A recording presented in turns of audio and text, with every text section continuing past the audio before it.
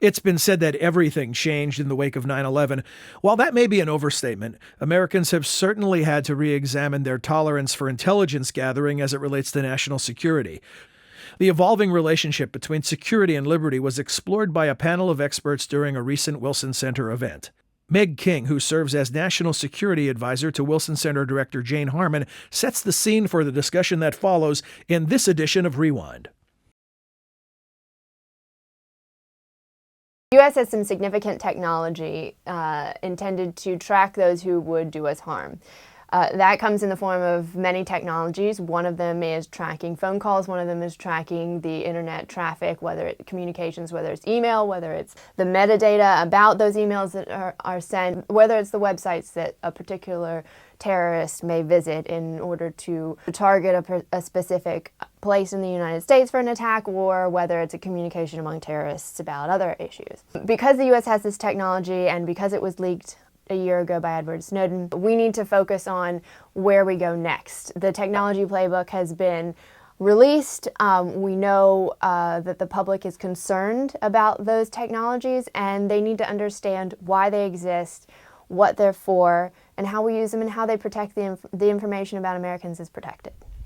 When you're operating an intelligence enterprise, there's a whole lot that's going to have to remain secret, because if you have an entirely transparent intelligence enterprise, you don't have an intelligence enterprise. Had we been able to go out and articulate, here's what we're doing, and here's how you're protected on it, I think we would have been in a very different situation than we are now, and I'm not sure that any of these reforms would have been necessary. When you are gathering the phone numbers that are dialed out, even if it's just business records, even if it's just basically billing records of all Americans, at that point, is oversight sufficient, or do you need some democratic buy-in?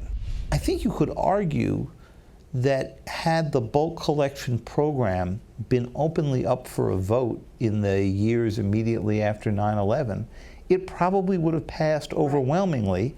And I'm not sure if I was an aspiring terrorist that it would have necessarily changed my activity all that much. After 9/11, certainly my primary focus, and I'm sure I'm speaking for everybody here and lots of you in the audience and listening in, was to keep our country safe. That didn't mean I wanted to shred our Constitution, but many of us felt there would be another big attack, and we had to do what we could. It's really hard to go back and say, all right, we've been doing this for 4 or 5 years, it's been authorized by Congress. Is there a way that we could get the exact data we need in ways that are more protective of privacy and civil liberties with the same operational outcome? And I think what we saw out of Snowden is, frankly, the NCTC, NSA, to some extent the DNI, certainly the White House. You get in a rut thinking what you're doing is good, and there isn't a better way to do the same thing. There has been a long, long history of cooperative relationships between American business and American government in the interest of protecting the nation and its citizens. But just as you talked about, there's sort of technological gaps that NSA looks to fill, there are legal gaps. There can be an area of space between what is specifically authorized by statute, what is specifically prohibited by law, and then there's sort of a gray area in between where we've been very successful over the years in securing voluntary cooperation. What rules currently exist to either permit or prohibit the impersonation of U.S. companies to their users in the United States or to users around the world?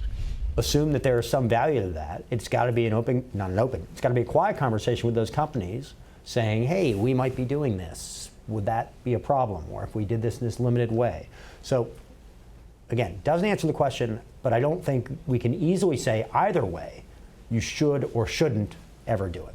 One thing you might say is that there might be a difference between a targeted masquerade and a generalized masquerade. In other words, it's one thing for the NSA to put up a website accessible to everybody that pretends we're Microsoft, and another thing to take a validated foreign intelligence target and send that target something that says we're Microsoft.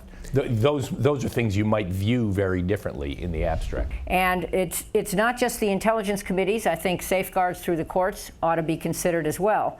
But making sure that the decision is not made just by the technician because we can, but is reviewed by the policymaker because we should, is absolutely critical.